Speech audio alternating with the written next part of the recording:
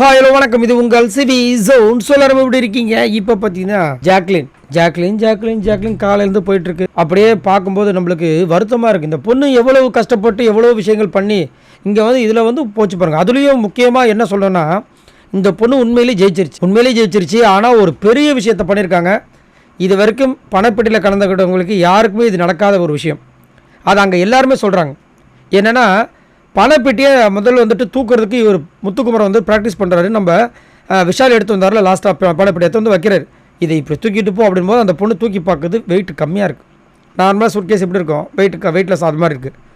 இந்த பொண்ணுக்காகவே பணப்பெட்டி இந்த வாட்டி தூக்குனது வெயிட்டாக. அந்த பொண்ணு எடுத்துகிட்டு வந்ததுக்கப்புறமா உள்ளே வந்து பார்த்தா எல்லாருமே சொல்கிறாங்க பணப்பெட்டி ரொம்ப வெயிட்டாக இருக்குது. முத்துக்குமரன் சொல்கிறாரு, ரயான் சொல்கிறாரு, விஷால் சொல்கிறாரு, ஃபேட்மேன் ரவீந்தர் சொல்கிறார், எல்லாமே சொல்கிறாங்க. ஏன் மற்ற பெட்டி இத்தனை வந்துச்சுல்ல, ஏன் அதில் வெயிட் கம்மியாக இருக்குது, இதில் ஏன் வெயிட் அதிகமாக இருக்குது? யோசிச்சு பாருங்கள். அதுவும் வந்துட்டு பஸர் அடிக்கிற மேட்ரு நீங்கள் நல்லா நோட் பண்ணிங்கன்னா தெரியும். உள்ளே அவங்க வந்ததுக்கப்புறமா ஒரு செகண்ட் 2 செகண்ட் கழிச்சு தான் பஸரே அடிச்சுது. நீங்கள் அதை நோட் பண்ணிங்களான்னு சொல்லுங்கள்.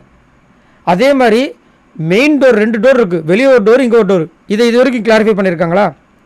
அவங்க 0ன்னு வரும்போது உள்ளே வந்துட்டாங்க. இந்த டோர் வரும்போது தான் வந்துட்டு ஜஸ்ட்டு செகண்ட்ஸில் மிஸ் ஆகுதுன்னு நினைக்கிறேன். அதையும் இது வரைக்கும் கிளாரிஃபை. இதெல்லாம் வந்து என்னென்னா, அவங்களுக்கு அதாவது இந்த வக்கீல்லாம் சொல்லுவாங்கள்ல, ஒரு ஓட்டை இருந்துச்சுன்னா போதும் நாங்கள் அதில் பூந்து விளையாடுவோன்னு, அந்த மாதிரி ஓட்டை. அதே மாதிரி இந்த பொண்ணு ஏற்கனவே ஓடுறதே வந்து தத்தக்கு பத்தக்குன்னு ஓடுது. ஆனால் இந்த மாதிரி வெயிட்டை கொடுத்தா எப்படி வரும்?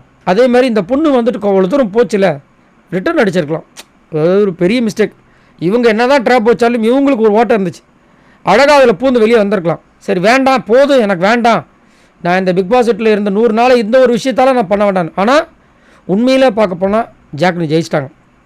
ஏன்னா கரெக்டாக 2 செகண்ட் தான் சொல்கிறாங்க. ஃபைனல் அவுட்புட்டு 2 செகண்ட் சொல்கிறாங்க. அப்படின் போது கண்டிப்பாக அவங்க ஜெயிச்சிட்டாங்க. அந்த வெயிட்டு அந்த 2 செகண்டை சாப்பிட்ருக்கும். ஏன்னா ரொம்ப கஷ்டம். ஒருத்தவங்க ஓடும்போது நார்மலாக ஓடுற ஸ்பீடுக்கும் ஒரு பொருளை எடுத்துகிட்டு ஓடுற ஸ்பீடுக்கும் வித்தியாசம் இருக்குது. நார்மல் வெயிட்டுக்கும் கொஞ்சம் எக்ஸ்ட்ரா வெயிட் ஆகும்போது கண்டிப்பாக கூட தானே வரும். Too much. கண்டிப்பாக இது வந்து ஒரு பயங்கரமான ஒரு பிளானிங் இருந்துச்சு. ஆனால் எல்லாருமே பாராட்டினாங்க. இன்னொரு விஷயம் என்ன தெரியுங்களா, இதனால் இந்த பொண்ணுக்கு நஷ்டமாக கேட்டிங்கன்னா கண்டிப்பாக கிடையாது. ஏன்னா இன்னும் 2 நாளில் வந்து ஃபினாலே வருது. அதில் தெரிஞ்சிடும். ஃபினாலில் எப்படியும் பட்டத்தை வெல்ல போகிறது கிடையாது. அப்புறம் என்ன பிரச்சனை? ஆனால் ஃபினாலில் வந்துட்டு 4வது பொசிஷன் தான் எனக்கு தெரிஞ்சு வரப்போகிறாங்க. மற்றபடி முன்னாடி இருக்கவங்க எடுத்துருவாங்க வச்சுக்கோங்க. 4வது பொசிஷனில் இது வரைக்கும் யாரெல்லாம் இருந்திருக்காங்க நீங்கள் ஹிஸ்ட்ரியை புரட்டி பாருங்கள், யாருமே மைண்டுக்குள்ளே வரமாட்டாங்க. ஆனால் இவங்க இப்போ வந்து பண்ணது ஹிஸ்ட்ரி பேசும்.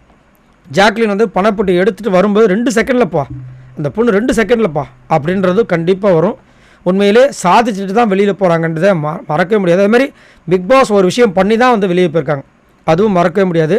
ஸோ கண்டிப்பாக வந்து ஜாக்லினுக்கு ஒரு பெரிய எதிர்காலம் ஆல்ரெடி இருக்குது. நல்லா வருவாங்க. மக்களோட சப்போர்ட் கண்டிப்பாக இருக்கும். உங்களோட கருத்தை சொல்லுங்கள். பாய் நண்பர்களே.